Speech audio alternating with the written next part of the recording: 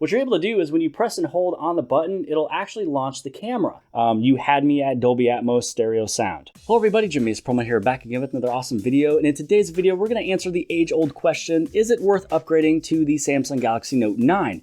Now, there will be a lot of comparisons that will go on between the Galaxy Note 8 as well as the Galaxy Note 9. And, is there a lot of difference, and is it worth upgrading from a one-year-old phone?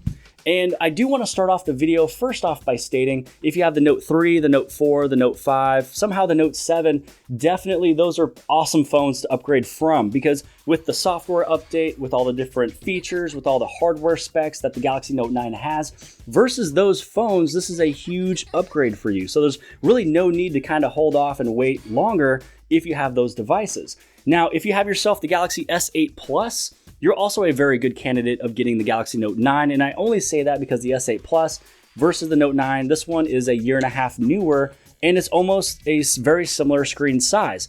And maybe you got the Galaxy S8 Plus because the Note 7 had its little thing and it's gone. So that right there for the S8 Plus is a very good candidate. Now, if you have the S9 or the S9 Plus, there's no reason to get the Note 9, unless if you really want it and you can go for it, then go ahead and get it. But I state that because if a Samsung device comes out in 2018, and then a second one comes out in 2018, a lot of the features are pretty much the same thing. Only the Note device always has that S Pen. So now let's get into the nitty-gritty of, is it worth getting the Galaxy Note 9 if you have the Note 8? So first off, the main question that pops up first is, how is the battery life? A lot of people want their phone to last longer. Well, the Galaxy Note 8 has a 3,300 milliamp battery, and then the Galaxy Note 9 has a 4,000. So that's a change of 700 milliamps, which is going to add you easily 2 or 3 hours. So let's just say that your phone right now of the Galaxy Note 8 is lasting you until 5 o'clock. The Note 9 will last you until 7 or 8.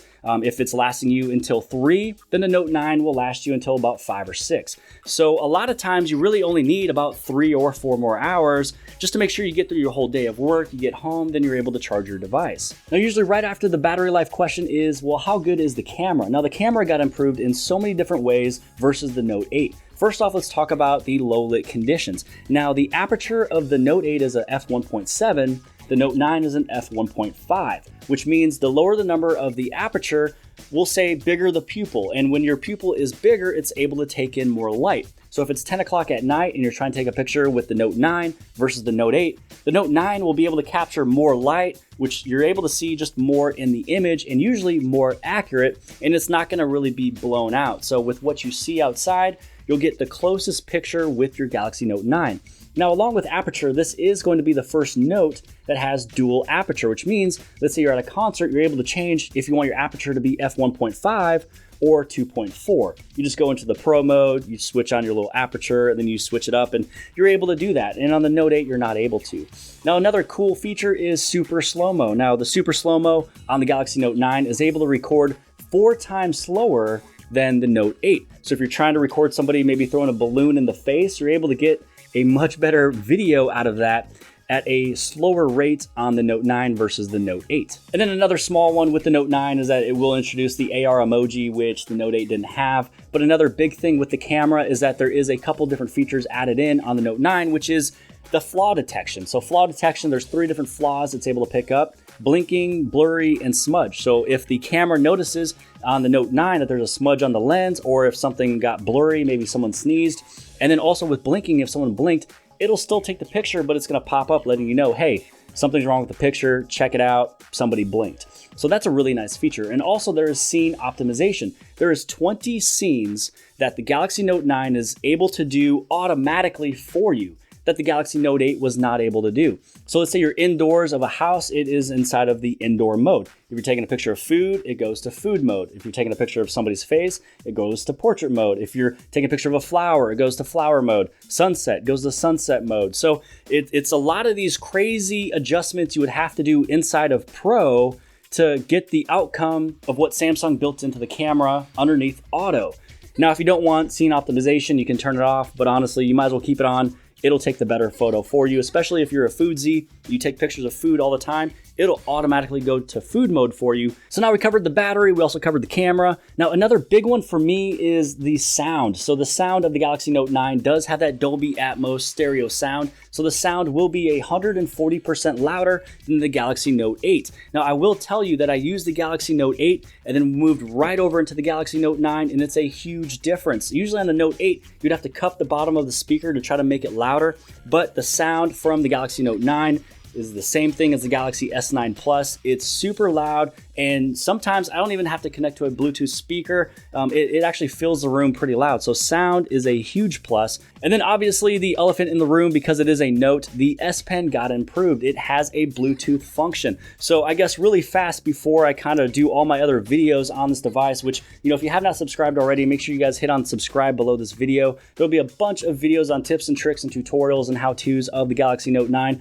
But just as example, so here is the pen of the Note 9. What you're able to do is when you press and hold on the button, it'll actually launch the camera.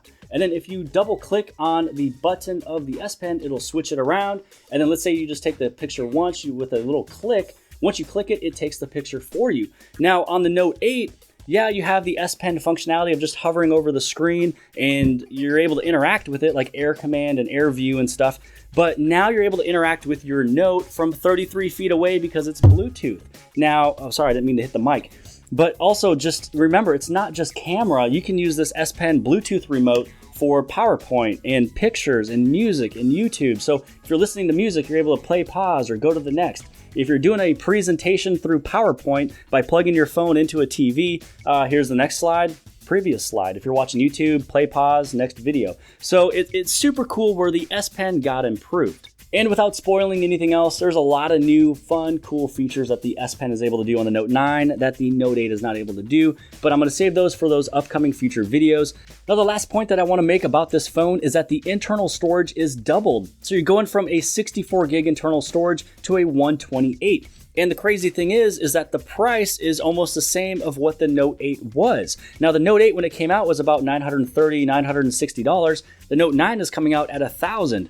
So not only does it have everything that I mentioned from before with the bigger battery, the louder sound, the better camera, the improved S Pen and the Bluetooth functionality, and double the storage going from 64 to 128, it's roughly about $50 or $60 more a year later.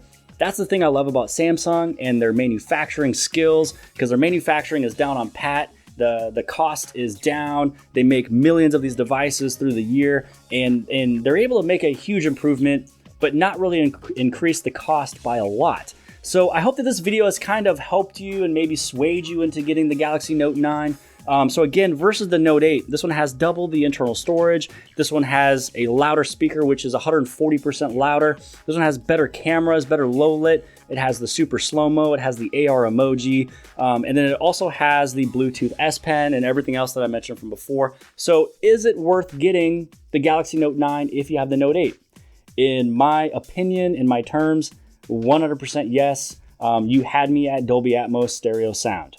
Outside of that, I hope you guys have liked this video. If you guys did, please give this thing a huge thumbs up. Also, don't forget to hit on subscribe if you want to see more videos from the Galaxy Note 9, all the tips and tricks and hidden features and tutorials. This is the best place on the internet to get anything of your Galaxy needs. Share this video with your friends and family and social media sites. And outside of that, I'll see you guys later.